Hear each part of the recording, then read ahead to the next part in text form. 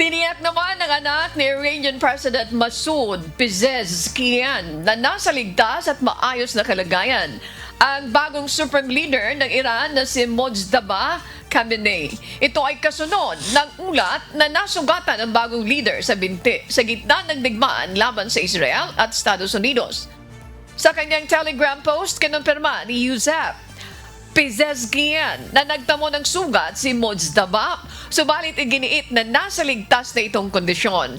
Si Mojtaba ay anak at kahalili ng dating supreme leader na si Ali Khamenei na nasawi sa mga airstrike ng Estados Unidos at Israel sa Iran na nagpasiklab ng mas malawak na tensyon sa gitnang silangan.